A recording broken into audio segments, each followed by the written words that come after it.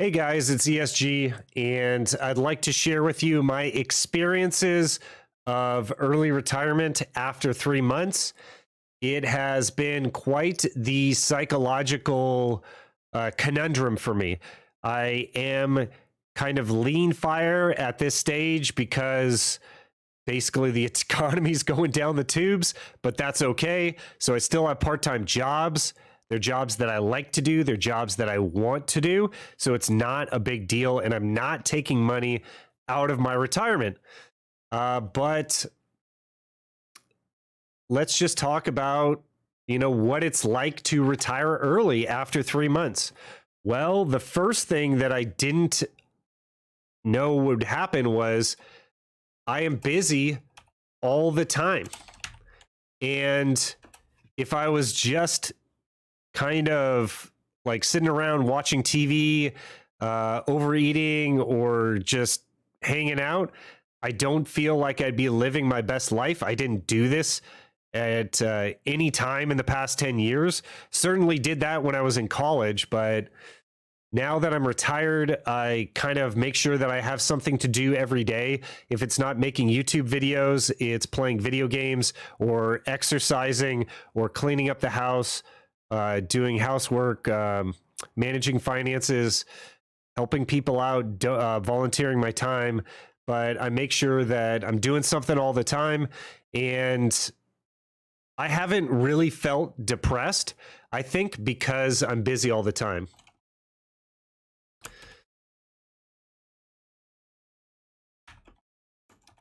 So we'll write that there. And other than that, like, the stock market is crashing. Is this a source of stress for me? No. So like Charlie Munger says, if you can't handle the dips, then you shouldn't be in the market at all. And I do manage my own portfolio. And yeah, it's a bit perplexing to me, like what the Fed's doing. And I do follow all that stuff. Like what Tesla's doing. I'm a Tesla investor. That's my only single stock. Everything else is in the S&P 500. That's my whole portfolio. Make it easy. That's how I got here. I got here just on the S&P 500. And then once I arrived in early retirement, I invested in Tesla because I feel like it's the best risk adjusted investment in the S&P 500 right now. It just perplexes me that it's gone down so much because they're making and selling so many cars and they have so much cash. So I just feel like it's more of they're not doing well because of people's perception of the company, or Elon's doing something. I don't know what Elon buying Twitter has anything to do with, like, Tesla's car company, but yeah, he might sell more stock, but I mean, they're printing solid gold over there. They have a product that everyone needs. Everyone has a cell phone. Everyone's going to have an electric car. That's just my feelings on it. And yeah, I guess that does cause me a little stress because I'm perplexed, but I can handle it. And the swings in the stock market are not incredibly worrisome for me. But I guess if I had to truly admit, they are a little worrisome like the rest of us. I'm not going to sell any stock. So haven't sold stock despite recession. We're just going to gap it. We're going to hit the gap like a skateboarder, go right over it. Health-wise, I've been keeping up with sauna and jacuzzi. I've been having some acid reflux problems, and I'm not sure what that's about, but I've recently had to take medicine for that, and it seems to be getting better, which I would feel is more of a sign of being more anxious, but I don't feel more anxious. I think it's because I went to Costco and I got a big flat of Red Bull energy drinks, and I was drinking one every day. And I think that was a really big mistake. The other thing is I was doing 6-hour time windows of eating. So I was eating very big meals, which definitely rises all that acid up to your, esophagus. So I'm doing more spread out meals now. And I think that could have been another mistake for that diet. So I definitely experiencing, can't read, so having acid reflux, don't know why. Okay, what else is going on? Excited about buying the Cybertruck. I eventually want to build a solar roof on top of my house, so saving for that little by little.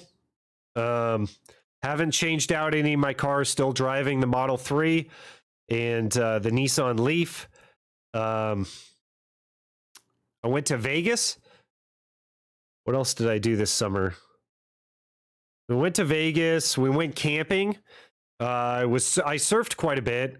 So for a while there in the beginning, like I had this like feeling that was it was just wild. When I was supposed to be working, I'd go out surfing, and I remember for this 1 week the waves were really good. I went out like 5 days, and it was good every single day. And I got really emotional, and I would just crank music in my car going out to surf or coming back from surfing. And yeah, I got tearful. Just being able to do that when the waves were good was always a problem because I would have to work, but the waves were good. So it was always a barrier to my surfing was work. And now I don't have that. And to be honest with you, that's like the most, it was a positive emotion, but like one of those positive emotions that made me like tearful. And I thought that was interesting. I haven't gotten that. That was more in the summer when it was all new and fresh to me. Like I was still in like the honeymoon phase, but basically got emotional about being able to surf every day. I've largely been avoiding the pump, so haven't been buying any gasoline. Obviously, because I got the electric cars. I do have a gas car as well. So I have 3 cars. So that's like the main pain point for my early retirement is that I'm paying for all those cars, but each car has a purpose. And that's kind of my portion of Fat Fire. So I haven't sold any of those. I'll sell one of them when I get the Cybertruck. I'm pretty excited about going on road trips and camping with that. And I don't know, after working, I tell people my story on Discord. You guys can DM me there, but people don't, they don't like the camping or the surfing part. I don't meet a lot of surfers or campers, but I don't know. It's just really fun. And having the time to do that now, just not like once or twice a year, but literally like it is actually better if I camp. I spend less energy. I, have less overhead costs. I could potentially Airbnb my house. It would be better for me to camp because I would spend less money. But yeah, haven't done that for longer than 2 or 3 days. But next year I'll probably go for a solid a month period or something like this. I'm gonna be renting an RV in December so that I can go camp and surf. So I'll put a surfboard in the RV and just check out, RV camping. I've never done it. I've done it with a pop-up tent, but I don't think I've ever camped with an RV. Like my family never rented an RV and then went on a trip. We always did it out of our own personal vehicles. So I just want to see what it's all about and see if I like it, particularly with the surfing aspect. So I'll be in a place where I can surf as well. And that's pretty fun. But am I like going out on like year-long RV trips? No. I don't know if that's going to be desirable. I'm going to just dip my toe into that style of life and kind of see where we go from there. And other than that, largely haven't been spending any more money than I normally do. Still have maintained the same diet. Still cook all my food. I probably forgot about this, going RV camping this winter. I mean, I probably should go out to eat more, but like obviously when I went to Vegas, I went out to eat. And I was still frugal about my choices when I went out to eat as well, which was interesting. But I just don't have a desire to go out and have like the restaurant experience. I find it not pleasurable, particularly when the food that I'm eating is worse than what I could make at home. So there's that chance every time I go out that I don't like the food. And it hurts so bad because I traded so much more money for that food than, me cooking at home. So yeah, that is something that might come with your early retirement as well. I don't know. But yeah, still the budget is staying within its normal range. And I think it's because I like to do things that are not costly, like surfing and camping. So I don't know if that enabled me to retire early or if I gravitated towards that more because it was free. It's probably the latter. But let me tell you, I play basketball. I golf. I like to, go kayaking. I like to go skiing. Stuff like that. I just haven't done it because of the early retirement thing. And when I go surfing, I get a better feeling surfing than any of those other things. And it's free on top of that. So I don't know. Will I ski? Will I go golfing? Absolutely. I just would rather go surfing. So my preferences are largely guided by my journey to early retirement. And then, like I say in my early retirement 0 to hero videos, like you're setting templates of behavior for yourself that are self-fulfilling, that basically make you want to go after them and pursue them and continue doing them. And then you pair that with seeing your bank account, rise dramatically, and it becomes even more reinforced in your behavior, and it becomes you become, what you do. And that's the biggest thing that I found. Not being around the office anymore. My last job wasn't that toxic. The one before that was incredibly toxic. And the one before that was even more toxic. And I'm talking about jobs over the last, 15 years. I had 3 jobs. But even just the non-toxic job, you are who you hang around. And if you're going to a toxic workplace, you become toxic. That is what I figured out. Because now that all those things are out of my life, I'm not showing up to the office. I'm a different person. So different person now that I don't have a 9 to 5. So some of the thoughts, some of the feelings that I had, it turns out that those weren't me. Those were like monkey see, monkey do things. I was around people that I got that from. And there was no way, at least for myself, to block them out. And I don't think that there's any way that any person can completely block out a toxic individual or set of individuals. Completely. Maybe you could do it 95% if you're really good. Maybe like 80%. Like I feel like I'm more like a 50% person. I'm a lot more vulnerable to that toxicity, and I'll bring it home and I won't be able to get rid of it. That's just me.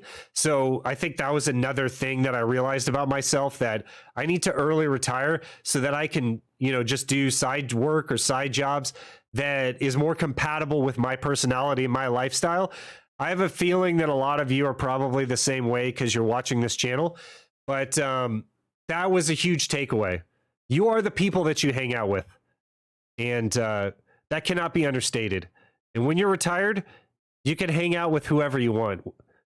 If you're working, you can't hang out with whoever you want. It's very difficult to change jobs. And when you do, there's a new set of people that you have to hang out with that could be whatever, just a roll of the dice. So I recently heard a podcast that kind of touched on this point in a roundabout way. And Gosh, now I forgot my point. What did they say in that podcast? Oh, they said that the different types of work at the turn of the century was owning a farm or owning your own shop, or people worked for themselves. And then in the 1950s, after World War II, everyone had to get a job and work for a company. And that changed the fabric of society because that was the template that we were raised to mirror. And I don't think that that's ideal, despite the fact that that is basically what's happening. You know, everyone has to get a job. That's our best idea because culturally that's what we do, right? Well, there's a lot of things that's happening with like AI and robotics where labor will basically be eliminated to where we'll all be creators and things will be a lot cheaper. There'll be deflation because labor is free, and perhaps things will swing away from jobs. And I would hope for this because, you know, the jobs that I had did affect me greatly, but in turn, I did help a lot of people as well. And I feel really good about that as well. I just feel like there's different ways of going about it, that you don't necessarily need to work for a corporation where all the money is basically going to the top and the golden parachutes and the big bonuses that the CEO gets for some odd reason. It's like almost like a pyramid scheme that the CEO makes 1,000% of what like an average worker at the company makes. It still does not make sense to me. And you guys can, you know, offer your trickle down economics ideas down below. It does make sense a little bit that from that standpoint, that money will flow through the economy, but does it need to be that pronounced? How about a CEO makes 10 times what an average worker of the company makes? You know what I'm saying? Like, if you guys feel the same, please leave your comments down below. And I'll just sum it up here. It's been great. 3 months of early retirement, or it's almost been 4 months now. You could do whatever you want, but you need to not do whatever you want. You need to do the hard things, and you need to do something hard every single day. And I exercise, I play video games, I go in the sauna. Those are not easy things to do. They're very hard things to do. Surfing, camping, you know, it'll be easier for me to just stay in my house all day and just plug into the matrix and, you know, relax. But I definitely don't think that anyone should be doing that. And I do feel happier. And I hope you guys follow my footsteps. That's the whole point of this channel. If you liked this type of content, please consider subscribing to the channel. And I'll see you on the next one.